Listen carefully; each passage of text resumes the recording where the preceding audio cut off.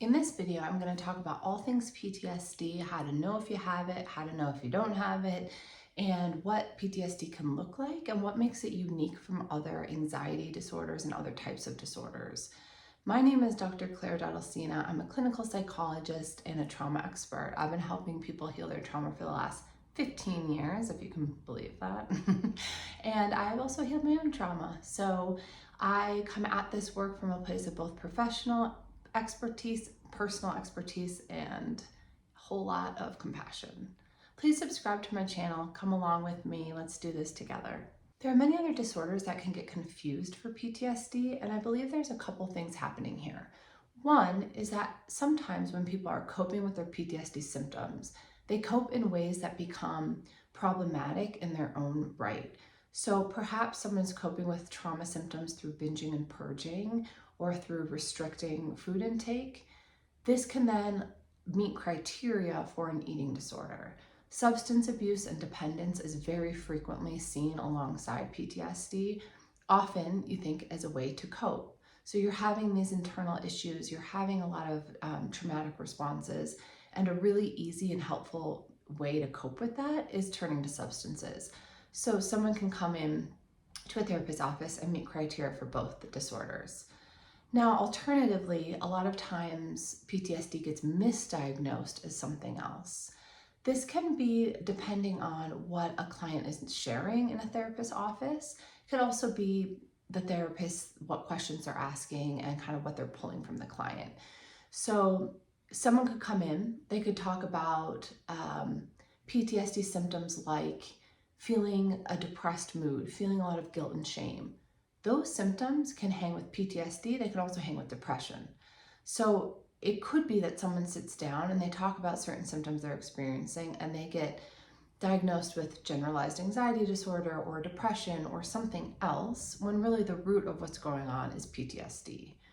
So it can be tricky to diagnose. I would also say that people have a lot of shame at times about the trauma they've experienced, and so they may not be presenting that in a therapist's office, or at least not right away. It's also really common if you've had PTSD from childhood that you would have been diagnosed with many other disorders over the course of your life. That doesn't mean that you necessarily have lifelong issue with, let's say, depression, an eating disorder, or a substance use disorder. If you treat the underlying trauma, often those other disorders will be helped and treated alongside that. At times as well, if you're treating, let's say, a substance use disorder or an eating disorder first, that still can be helpful, but we really need to treat the underlying trauma in order for all of those things to relieve themselves. If you think about a tree and you think about trimming the branches of a tree, you trim the branches and those branches grow back. You really actually have to cut down the root, the trunk of the tree in order to get those branches to permanently go away. And that's also true when we think about PTSD and how we treat it. That we can work with the branches, but at some point we have to deal with the root, with the core, with the trunk of the issue in order to relieve the whole system. Let's talk about the symptoms of PTSD and what makes PTSD unique from other disorders and how to pinpoint if it might be something you're struggling with. So the first thing is you have to have actually experienced a capital T trauma. We're talking about death, sexual violence, either witnessed in front of you or something you've experienced to your personal body. So this could be a car accident, this could actually, obviously sexual abuse, it can be war, of course. I think that's what people frequently think about. It can be violence in the home. It can be living with an addict as a parent who might have been very chaotic, that you're feeling like your physical safety is threatened. Little t traumas, things that may not be a threat to your physical safety, you still can have some symptoms of PTSD, but it's not going to fall under this diagnosis in quite the same way. Bullying can also fit under PTSD. So we have to have experienced the trauma. The first symptom cluster, and this is what I think makes PTSD really unique as opposed to other anxiety disorders, is this first symptom cluster, which is re-experiencing symptoms. Re-experiencing symptoms can be flashbacks, emotional flashbacks, nightmares, intrusive memories, and thoughts. This is something that is really about the past playing out in the present. I'm not talking about once in a while you think back to something that bothered you in first grade. We're talking about recurrent, meaning frequently, often daily, that these memories, these thoughts, these emotional feelings from the past are playing out in the present almost constantly. There can be periods of time when this may not be happening as frequently. It can ebb and flow for people depending on what triggers are going on in their life. But for all of these symptoms we're talking about, it has to have gone on for at least 1 month's time. In my experience, many people have experienced this stuff way, way longer than a month. But let's say you had a car accident and it's been a month since and you're experiencing these things. I also want to say it's normal right in the immediate aftermath of a traumatic event to experience PTSD symptoms. So if you have a car accident, it is quite normal to be having some intrusive thoughts about it. When it becomes what we consider, I hate using this term, abnormal, but when it becomes something that needs to be treated in terms of an actual issue that might need therapy around it, that might be sitting and festering, it's a month or longer. So intrusive thoughts and memories and flashbacks, often in the movies we see this as someone re-experiencing a full battle scene, or they're re-experiencing their past in this very visual, linear way. Frequently, it is not like that in the real world. Obviously, the movies are the movies, we have to see it in a certain way, but frequently it's emotional in the sense that someone is feeling the feelings they felt or would have felt at the time of the trauma if they weren't dissociated. It could be really intense rage, terror, shame. It's a big reaction to something that may not warrant that. So a small trigger, and I say that not to be judgmental, I say that meaning it's outsized for the thing you're experiencing in the moment. The past is coming up and taking over in the present. So there's something in the moment that gets triggered, or it can even be a thought. It can be a memory that comes up that just pops up. It's intrusive, it's out of someone's control, and the feelings come. People can actually re-experience all of these feelings that they had, and it can be extremely intense. Sometimes people are experiencing these feelings for the first time. They were dissociated during the trauma, they did not experience those things, and now, however many years later, they're actually having the rage, the shame, the horror that they could not process at the time. This can be very confusing. It can feel very alarming, very just like people feel like they're losing their mind, they feel like they're going crazy.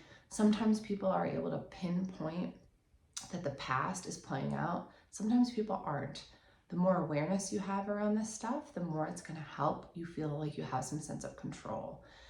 So this symptom cluster is unique. It's different than any other anxiety disorder or any other disorder really, in that the past and the present become almost merged into one.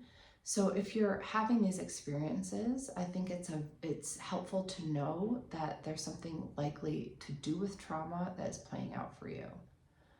All right, the second symptom cluster that we will talk about are avoidance symptoms. This is avoiding anything in the external world, people, places, things, objects, events, that it can be holidays, it can be certain times of year. Obviously you can't avoid a time of year, but you can certainly try to avoid, certain celebrations. It can also be internal, wanting to avoid thoughts, memories, feelings, things that remind you of the traumatic event. Avoidance symptoms are common for all anxiety disorders and part of all anxiety disorders. When we have something that we experience that's anxiety provoking, the natural response is to avoid. It's just human nature, but part of treating an anxiety disorder is approaching the thing that gives you anxiety and learning how to cope and build resilience around that. The goal here isn't that your life gets smaller and smaller. The goal is that your life gets bigger through treatment, not that you need to avoid more things. Avoidance does make people's life smaller because you're avoiding things, right? You're avoiding going places. You often have to avoid more and more to manage that anxiety.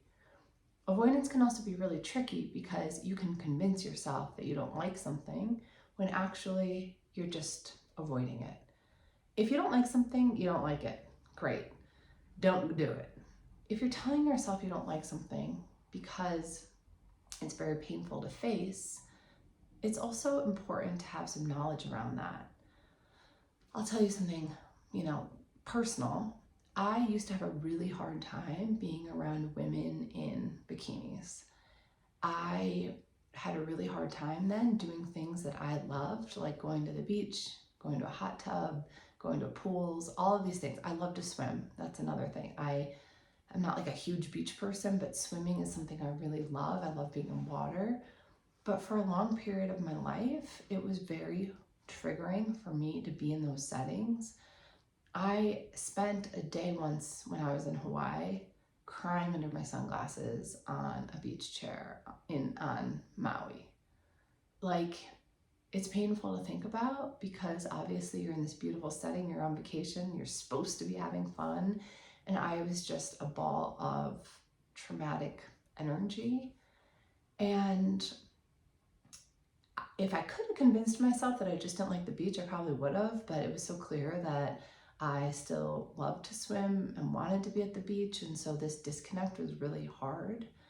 But if I had just avoided and not faced my trauma, I would have just stopped doing those vacations, stopped going to those places, and just let that fall off and out of my life. But in healing my trauma, I can do those things now, and it literally causes me zero issue. So I'm saying that to you, that if there are things in your life that feel really painful that you want to approach, you can get there too. I still remember the first summer I went to the beach. I was in Connecticut with my now husband, and I had this experience of being at the beach without having any anxiety, and I just felt so grateful and so happy. It was this huge sense of relief. So I just want to say life can get brighter and it can get bigger. The point is not to keep you small. The point is to work through this stuff so you can get back to the things that you love. The third symptom cluster is changes to thoughts and to mood. So we're thinking about negative beliefs that come from trauma. The world is not safe. I can't trust anyone. I am broken.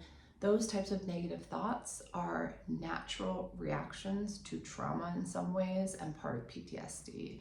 Also, changes in mood. So feeling sad, feeling guilt, shame, feeling depressed. So this is actually a newer symptom cluster in terms of the diagnosis for PTSD. It used to not be included, but over time they realized that almost everyone was being diagnosed with both PTSD and depression, that they moved this symptom cluster into the diagnosis for PTSD because they were realizing that it really is a foundational component to this disorder.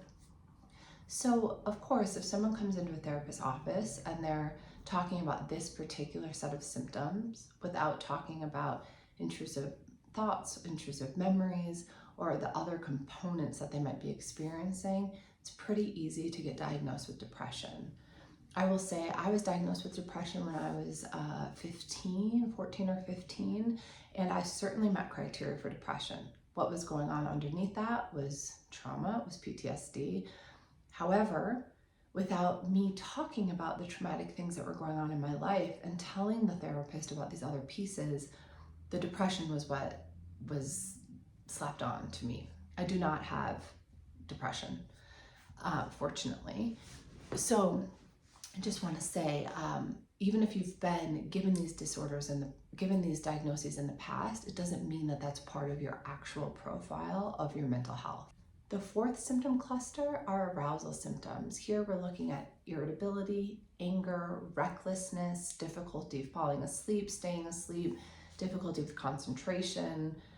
I think about kind of the adrenaline junkie piece here. I remember working at the VA in San Francisco and seeing all of these Harleys lined up in a row of all these Vietnam veterans who had PTSD, and you can kind of see how that hyperarousal gets played out in different ways. So riding a Harley can kind of be a way that people are experiencing that symptom and letting it out, and potentially dealing with it in a productive way, hopefully. Also think about, drug use and alcohol use and some more of those reckless behaviors when you're doing those things to an extreme, or sexual behaviors that can be that arousal part playing out and that symptom playing out. For me, one healthy way that I've dealt with this symptom cluster, I think now, is skiing. I have been a big skier my whole life, and it's been a place that I've really allowed myself to be a little bit of an adrenaline junkie, and I think that's been a healthy outlet for that piece for me. So those are the 4 symptom clusters. I hope this is helpful in identifying what might be going on for you and what PTSD is versus what it isn't. So these symptoms have to be hanging together and presenting for at least a month. They also have to cause some type of impairment in your life. So meaning they actually get in the way of something in your life, whether that's relationships, school or job, other different elements. So that's true for any mental health disorder. It has to be actually causing a problem for it to be a diagnosis that makes sense. So next week, I'm going to talk about different treatments and different ways to actually heal from PTSD. So please subscribe, come along, and I hope to continue to give you a lot of content that is helpful for you. If there's something that you really want, let me know. I am all ears.